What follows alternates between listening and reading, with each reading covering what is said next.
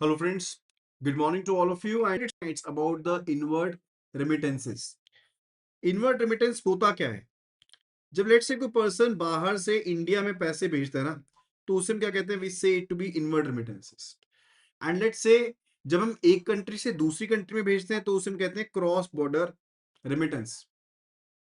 So the one term it's about the cross border remittance. जब एक country से दूसरी कंट्री में आप कोई अमाउंट भेजते हो, मनी ट्रांसफर करते हो, और जब पैसा दूसरी कंट्री से इंडिया में ट्रांसफर किया जाता है from a foreign country to the Indian territory, right, तो उसे हम इनवर्ड रिमिटेंस कहते हैं. तो इसमें एक सेंडर होगा जो पैसा भेजेगा एंड बेनिफिशियरी होगा जिसको पैसा मिलेगा. सो इनवर्ड रेमिटेंस क्या है? Technically it's a transfer of funds. Foreign bank से इंस्टीट्यूशन इन इंडिया पैसा ट्रांसफर हो रहा है एंड दोनों पार्टीज का कंसेंट होना जरूरी है. अब पर्पस क्या हो सकता है इनवर्ड रेमिटेंस का? Let's say the purpose could be related to family support and investment का भी हो सकता है, बिजनेस पर्पस भी हो सकता है, इट कुड बी एनीथिंग. हो सकता है कि अपने खुद के पर्सनल एक्सपेंस के लिए आप इनवर्ड रेमिटेंस करें. लाइक एक एनआरआई पर्सन है, वो इंडिया में आया, ठीक है, अब वो बाहर से इनवर्ड रेमिटेंस करवाई उन्होंने 1 लाख यूएसडी की. 1 लाख यूएसडी डॉलर जो थे वो उन्होंने इनवर्ड रेमिटेंस कर दी. अब it could B for the investment purposes कि वो इंडिया में इन्वेस्टमेंट करना चाहते हैं, या लेट से वो घर खरीदना चाहते हैं यहाँ पर, ठीक है, या फिर वो अपने लोकल एक्सपेंसेस को मीट अप करना चाहते हैं, या फैमिली के मेंटेनेंस के लिए वो पैसा भेजना चाहते हैं, या वो एजुकेशन पर्पस के लिए यहाँ पर आए हैं, या मेडिकल ट्रीटमेंट के लिए यहाँ पर आए हैं. There could be different things related to it, right. So approved method क्या है? What are the different approved methods of sending the money in India? क्या क्या अलग अलग तरीके हो सकते हैं जिसके थ्रू जो पैसा है वो इंडिया में भेजा जा सकता है? जिन जिन तरीकों से जो पैसा है वो इंडिया में भेजा जाएगा, वो कौन कौन से वेज हो सकते हैं?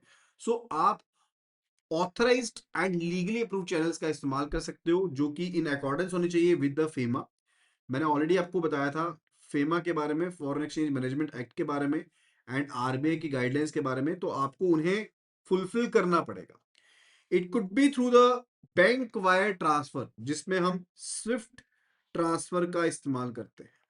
स्विफ्ट काफी ज्यादा एक सिक्योर्ड वे है थ्रू, बेसिकली जिसके थ्रू आप पैसा भेज सकते हैं. स्विफ्ट का फुल फॉर्म होता है society for world wide inter bank financial telecommunication network.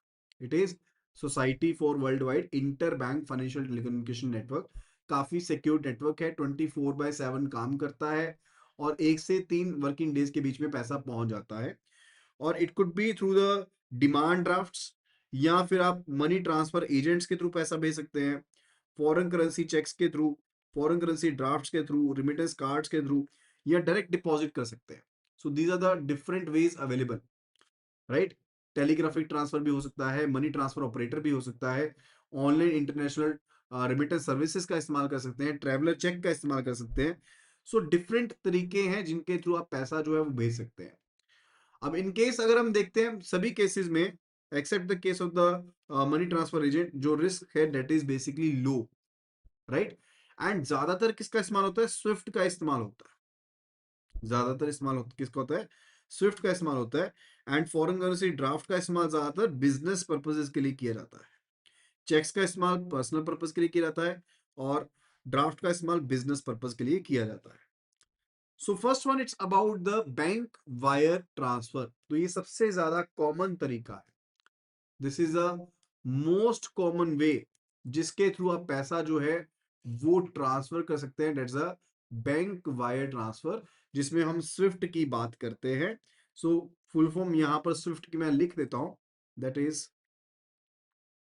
Society for world wide interbank interbank financial telecommunication network. Financial telecommunication network.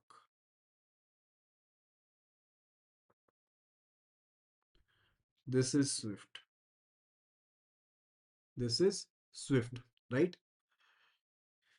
And further, पैसा जो है वो आप इलेक्ट्रॉनिकली ट्रांसफर करते हैं from one bank to another. Sender जो है वो डिटेल दे देता है एंड फंड्स होते हैं वो ट्रांसफर होते हैं इंटरनेशनल बैंकिंग नेटवर्क में। सो 2 से 3 दिन का टाइम लगता है।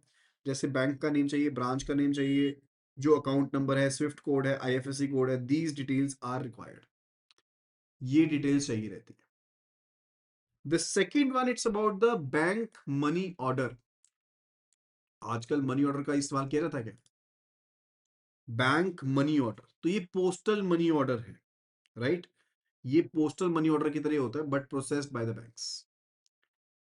तो एक फैसिलिटी है जो प्रोवाइड की जाती है बैंक्स के द्वारा, जब बहुत छोटे अमाउंट्स को आपने ट्रांसफर बेसिकली रिमिट करना है from abroad to beneficiaries in India, ठीक है, तब आप इसका इस्तेमाल कर सकते हो। एंड प्राइमरली इसका इस्तेमाल एनआरआईज के द्वारा किया जाता है, ओवरसीज वर्कर्स के द्वारा किया जाता है, जब उन्होंने अपनी फैमिली को पैसा भेजना होता है इंडिया में। सो बैंक मनी ऑर्डर एक सिस्टम है जहां पर पैसा भेजा जाएगा अब्रॉड से इंडियन रुपी में कन्वर्ट करते हुए, और बेनिफिशियरी को डिलीवर हो जाएगा इंडियन बैंक ब्रांच में या फिर पोस्टल डिलीवरी के through. That is a bank money order. That's a bank money order. Clear? Then it's related to foreign currency cheque. The third one it's about the foreign currency check.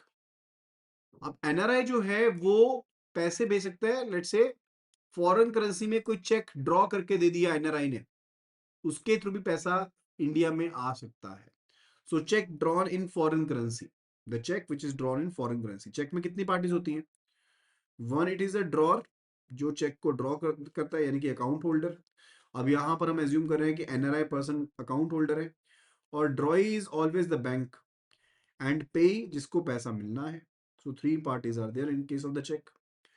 NRI ने basically USD में या किसी भी currency में check cut कर दिया। अब check उन्होंने दे दिया पे को, पे इस चेक को प्रेजेंट करेगा, अपने बैंक के पास जाएगा, एंड फर्दर बैंक इस चेक को इनकैश करवा करके पैसा दे देगा पे को। That is a foreign currency cheque. तो एक फॉरेन करेंसी चेक भी एक नेगोशिएबल इंस्ट्रूमेंट है जो कि फॉरेन करेंसी में डिनोमिनेटेड है, लाइक कोई भी करेंसी हो सकती है, एंड बेनिफिशियरी जो होगा इंडिया में वो इस चेक को डिपॉजिट कर देगा with the Indian bank for the collection purposes, और इंडियन बैंक उस चेक को कलेक्ट करेगा, अपने क्लियरेंस के चार्जेस को डेबिट करेगा, अमाउंट को आईएनआर में कन्वर्ट करेगा और क्रेडिट कर देगा to the payee's account. Clear? That's about the foreign currency cheque. अब इस पे कितना टाइम लगता है? 20 से 25 दिन का टाइम लगता है। एडवांटेजेस क्या है? बहुत सिंपल है, कोई इलेक्ट्रॉनिक सेटअप की रिक्वायरमेंट नहीं है। डिसएडवांटेज क्या है? टाइम कंज्यूम बहुत ज्यादा होता है, राइट? देन फिर बात आती है फॉरेन करेंसी ड्राफ्ट के बारे में। जैसे सिंपल डिमांड ड्राफ्ट इशू किया जाता है ना, डिमांड ड्राफ्ट इशू किया जाता है, वैसे होता है, वैसे ही फॉरेन करेंसी ड्राफ्ट होता है, but it is in foreign currency. अब जनरली जो ड्राफ्ट होता है इसका इस्तेमाल होता है बिजनेस ट्रांजेक्शन्स के लिए, जब आपने अननोन पर्सन को पेमेंट करनी है उसके लिए इसका इस्तेमाल होता है। So you will be giving the draft in their name, ताकि सिर्फ उस पर्सन के अकाउंट में पैसा जाएगा, ठीक है? तो foreign currency draft basically bank draft है जो कि इशू किया जाएगा बैंक के द्वारा फॉरेन करेंसी में, एंड पेबल होगा थ्रू द बैंक अब्रॉड, यानी कि बाहर ही पैसे मिलेंगे, राइट? तो foreign currency draft basically demand draft denominated in foreign currency. तो एक डीडी है, डिमांड ड्राफ्ट है, लेकिन वो फॉरेन करेंसी में है, right? That is basically the foreign currency draft. अब वो पेबल होगा to the beneficiary in India. तो यहां पर इंडियन पर्सन को ये ड्राफ्ट मिल गया, तो ये बेसिकली जाएगा अपने बैंक के पास, ड्राफ्ट को जमा करवाएगा। अब ये बैंक क्लियरेंस के लिए भेजेगा, क्लियर होके बाहर आएगा, इसमें भी बहुत टाइम लगता है, लगभग 20-22 दिन इसमें भी लग जाते हैं। नॉर्मल इतना टाइम लग जाता है इनकैश करवाने में, तो काफी टाइम कंज्यूमिंग प्रोसेस है ये भी। After that the next one it's about the remittance card. Now what is remittance card? एक डेबिट कार्ड की तरह मान लो, जिसको आप रीलोड कर सकते हो। अब आप पैसे भेजना चाहते हो तो आप डेबिट कार्ड में पैसे डालो और भेज दो, राइट? तो रिमिटेंस कार्ड क्या होता है? Basically it's a prepaid card. It's a prepaid card, पैसा डालोगे तभी पैसा जाएगा, कोई लिमिट अवेलेबल नहीं है, जो कि इशू किया जाएगा बैंक के द्वारा, ऑथराइज फाइनेंशियल इंस्टीट्यूशन के द्वारा, जो अलाउ करता है जो ओवरसीज अब्रॉड वर्कर काम करते हैं ना, इंडिविजुअल काम करते हैं, लेट से जब उन्होंने किसी बेनिफिशियरी को पैसा भेजना होम कंट्री में, तो इलेक्ट्रॉनिक ट्रांसफर सिस्टम के थ्रू पैसा भेज सकते हैं। तो ये क्रॉस बॉर्डर रेमिटेंस के लिए इसका इस्तेमाल बेसिकली किया जाता है। तो ये आपका प्रीपेड कार्ड रहेगा जो इंटरनेशनल रेमिटेंस सिस्टम से आपका कनेक्टेड रहेगा, और कार्ड होल्डर जो है वो फंड्स को ट्रांसफर कर सकता है बेनिफिशियरी के बैंक अकाउंट में, या फिर अलाउ कर सकता है विड्रॉल को अपनी होम कंट्री में। दोनों पर्पज के लिए इस्तेमाल होता है। यानी कि प्रीपेड कार्ड के through if you want to withdraw the cash in home country, withdraw the cash in home country यानी कि अगर आपने फॉरेन करेंसी में बाहर पैसे निकलवाने वो भी कर सकते हो, या फिर आपने पैसे भेजने हैं, सेंड मनी अब्रॉड, तो आप पैसा भी भेज सकते हो, that can also be done, वो भी चीज की जा सकती है, then that can also be done, right. So prepaid remittance card जो होता है ये इंटरनेशनली पैसा इस भेजने के लिए यूज किया जाता है। सो एनआरआई जो है वो कार्ड को बाय करेगा in the name of the beneficiary, NRI उसमें पैसा लोड कर देगा, एंड उसके बाद लेट से कार्ड ही भेज दिया उन्होंने, एंड बेनिफिशियरी जो है अब वो पैसा विड्रॉ कर सकता है। डेट्स अबाउट इट, ठीक है। फर्दर अब इस सिनेरियो में अगर हम देखें तो इजी है, कॉस्ट इफेक्टिव है, साथ के साथ यूजेज कर सकते हो, and this facility is available with major banks. After that it's about the direct deposit और द एसीएच ट्रांसफर। एसीएच का मतलब होता है ऑटोमेटेड क्लियरिंग हाउस ट्रांसफर। यहां तो आप डायरेक्ट डिपॉजिट कर दोगे पैसे या एसीएच ट्रांसफर कर दोगे। तो इलेक्ट्रॉनिक मेथड है जिससे आप फंड्स को डायरेक्टली बेसिकली ट्रांसफर कर सकते हो एक बैंक से दूसरे अकाउंट में through the automated clearing house network. तो आप एसीएच यानी कि ऑटोमेटेड क्लियरिंग हाउस नेटवर्क का इस्तेमाल करते हो। तो इंटरनेशनली एंड डोमेस्टिकली पैसा भेजने के लिए इसका इस्तेमाल किया जाता है, राइट। सो एनआरआई जो होगा वो ऑथराइज करेगा इंडियन बैंक को to automatically debit money from his foreign account. तो वो ऑथराइज कर देगा कि इतना पैसा हर महीने मेरे अकाउंट से डेबिट हो जाए, डेट इज एसीएच ट्रांसफर। तो जब आपने लगातार रिपीटेटिव पेमेंट्स करनी होती हैं उसके लिए यूजफुल है, मंथली रेमिटेंसेस के लिए this is useful. Then after that it's about the inward remittance limit. तो एज सच कोई भी लिमिट नहीं है फेमा के तहत, इनवर्ड रेमिटेंस के लिए कोई लिमिट नहीं है, यानी कि बाहर से इंडिया में आप कितना भी फॉरेन करेंसी लेकर के आओ, there is no limit related to it. आप इंडिया में कितना भी पैसा लेकर के आ सकते हो, ठीक है। कोई भी पर्सन जो अब्रॉड है वो किसी भी पर्सन को इंडिया में कितना भी पैसा भेज सकता है, लेकिन शर्त ये है कि वो या तो पैसा अपने खुद के अकाउंट में भेजेगा, या अपने रिलेटिव्स को भेजेगा, ये इन्वेस्टमेंट पर्पज के लिए, या फिर बिजनेस पर्पज के लिए पैसा भेज सकता है, राइट। तो ये सब चीजें ऑलरेडी हमने कवर कर ली। After that it's about the FIRC। अब ये टॉपिक काफी इंपॉर्टेंट है। FIRC होता है forward inward remittance certificate. FIRC होता है फॉरेन इनवर्ड रेमिटेंस सर्टिफिकेट। तो एक ऑफिशियल डॉक्यूमेंट है, एंड इसे कौन इशू करेगा? इसे इशू करता है authorise dealer. So this is a official document जिसको इशू किया जाता है ऑथराइज डीलर, जो कैटेगरी 1 बैंक है वो इसको इशू करता है, इस चीज को कंफर्म करने के लिए कि फॉरेन करेंसी रिसीव हुई है अब्रॉड से और इंडिया में क्रेडिट हो चुकी है इस पर्टिकुलर अकाउंट में through the proper work banking channels. तो this is a proof, this is the proof. FIRC जो है वो एक प्रूफ है कि इनवर्ड रेमिटेंस हुआ है। इट्स अ प्रूफ कि इनवर्ड रेमिटेंस हुआ है, एंड ये रेगुलेटरी पर्पस के लिए, एक्सपोर्ट डॉक्यूमेंटेशन के पर्पस के लिए, टैक्सेशन के पर्पस के लिए ये रिक्वायर्ड रहता है। क्लियर? तो FIRC एक सर्टिफिकेट है which is issued by the authorised dealer bank. And FIRC का इस्तेमाल कहां कहां किया जाता है?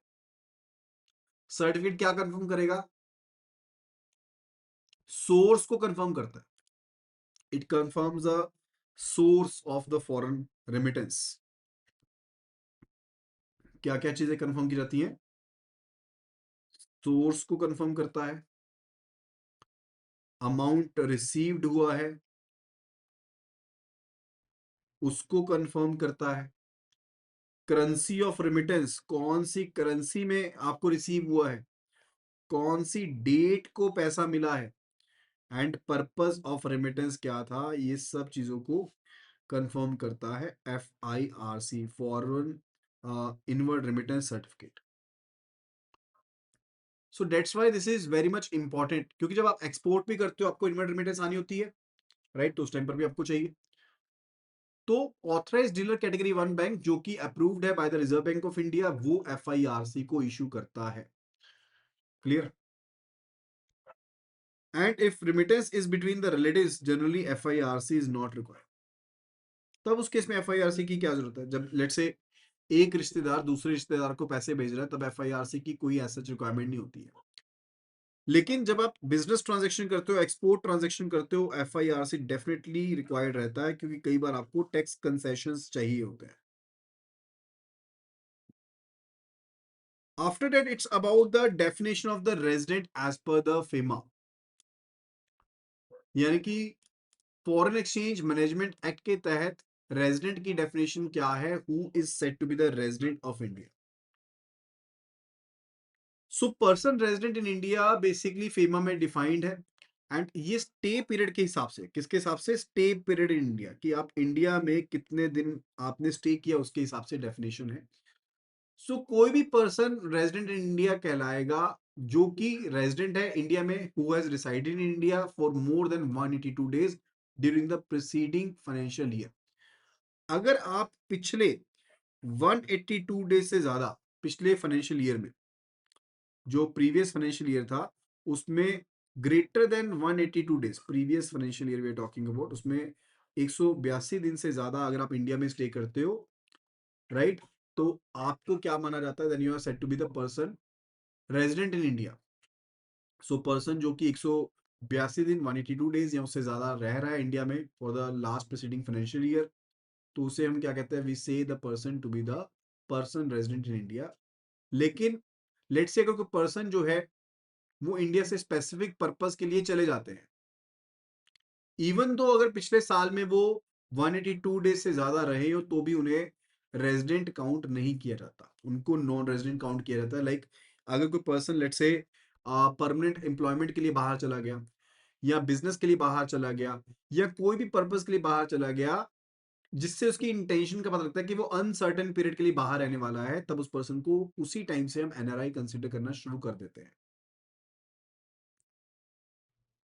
एंड फर्दर, अगर इसी तरह से कोई पर्सन बाहर से इंडिया में आया है for let's say for employment purposes, या फिर अपना बिजनेस करने के लिए आया है, या किसी और पर्पस के लिए आया कि वो इंडिया में अनसर्टेन पीरियड के लिए स्टे करेगा, तब उसे हम क्या कहेंगे? Will be saying the person to be the resident of India, उसको रेजिडेंट ऑफ इंडिया कंसिडर किया जाएगा। Clear? So person who stays in India for more than 182 days in the preceding financial year, उसे resident in India consider किया जाएगा। And person who stays outside or leave India for employment purposes, business purposes or uncertain period,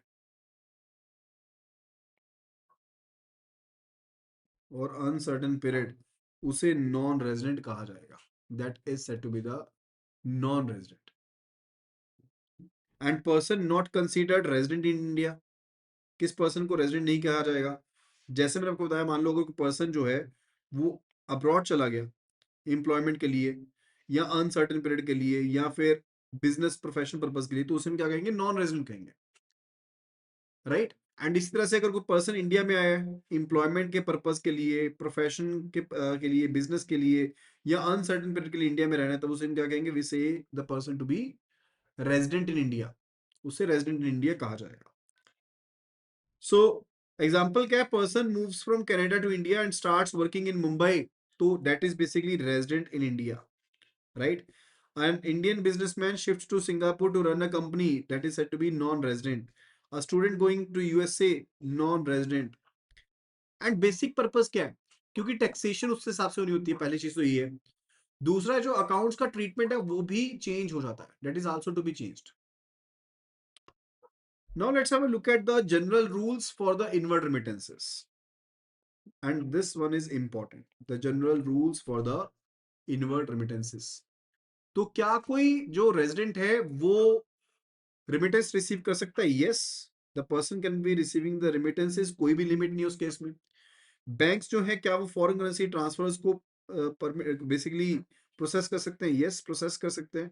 and up to some certain limit, एक threshold amount जो कि bank का board of directors basically decide करेंगे, तो अगर उस अमाउंट तक foreign currency receive हुई है, तो बैंक्स बिना इवन बेनिफिशियरी को पूछे हुए उसे आईएनआर में कन्वर्ट कर सकते हैं, अगर कोई स्पेसिफिक जो गाइडलाइन है वो नहीं दी गई है by the customer to the bank, right. लेकिन अगर थ्रेशोल्ड से ज्यादा है तो उस सिनेरियो में जो बैंक रहेगा उसे कस्टमर से पूछना पड़ेगा before the conversion of the foreign currency into Indian rupee, and also within 2 working days the amount is to be credited to the customer account.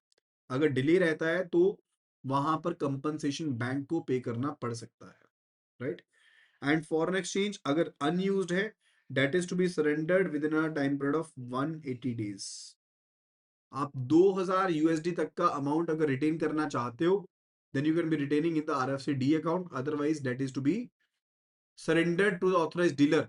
Let's say अगर आपको कोई इनकम हुई है, पेमेंट हुई है, आपने उसका इस्तेमाल नहीं किया विद इन 180 डेज, तो आपको उसे सरेंडर करना पड़ेगा within a period of within 180 days to the authorised dealer, right. अब ये सोर्सेज क्या हो सकते हैं? इट कुड बी कि आपको सैलरी के थ्रू पैसा मिल रहा है, या रिम्यूनरेशन के तहत आपको पैसा मिला है, या आपके पास कोई फॉरेन एसेट था उससे कोई इनकम मिली है, या आपको गिफ्ट या इनहेरिटेंस मिला है, या लीगल ऑब्लिगेशन थी कोई सेटल डाउन हो गई है, या ये भी हो सकता है कि आप पहले एनआरआई थे, अब आपका स्टेटस रेजिडेंट हो गया है, तो आपने पहले पैसा अर्न करा था फॉरेन करेंसी में, तो क्या आप इंडिया में सिर्फ 180 डेज के लिए पैसा रिटेन कर सकते हो? नो। अगर आप पहले एनआरआई थे एंड आपने फॉरेन करेंसी को वहां पर एक्वायर करा, एंड अब आप इंडिया में आ गए हो, इंडिया में ही रह रहे हो, रेजिडेंट बन गए हो, तो you can B opening the resident foreign currency account. अगर आप रेजिडेंट हो इंडिया के, यानी कि एनआरआई नहीं थे कभी, तो आप कौन सा अकाउंट ओपन कर सकते हो? फिर उस सिनेरियो में आप आरएफसी डोमेस्टिक अकाउंट ओपन कर सकते हो। क्या डिफरेंस है दोनों में? द मेजर डिफरेंस इज किसमें फॉरेन करेंसी में अमाउंट रहेगा for the indefinite period, but यहां पर आप सिर्फ और सिर्फ जो पैसा रख सकते हो, आप बेसिकली 2000 यूएसडी के इक्वलेंट ही पैसा यहां पर रख सकते हो, एंड ज्यादा अमाउंट का रखना है तो वो आपको अलाउड नहीं है, क्योंकि जैसे आपकी इनकम होती है, कोई आपको पैसा मिलता है because you are a resident, तो आपको अलाउड ही क्या है कि आप 2000 यूएसडी तक रख सकते हो, और उससे ज्यादा पैसा आपको सरेंडर करना पड़ेगा with the authorised dealer bank, right. So कोई भी फॉरेन एक्सचेंज है, that must be sold to the authorised dealer within a time period of 180 days. अगर आपको ऐसी कोई भी इनकम मिलती है, कोई भी आपको गिफ्ट मिलता है, तो 180 डेज तक मैक्सिमम रख सकते हो। उसके पीरियड के बीच बीच में आपको उसे क्या करना पड़ेगा? You have to basically sell it to the authorised dealer. Authorised dealer को आपको उसे सेल करना पड़ेगा। That is to be done. अगर आपको ये वीडियो पसंद आई है तो जल्दी से जल्दी वीडियो को लाइक जरूर करें, और वीडियो को शेयर जरूर करें अपने फ्रेंड्स के साथ, कलीग्स के साथ। एंड अगर आपको कंप्लीट पीडीएफ फाइल चाहिए तो सिंपली लिखो फॉरेक्स और उसे व्हाट्सएप कर दो टू द नंबर 8360944207 के ऊपर, and I will be sharing all the details with you. Thank you so much and see you again.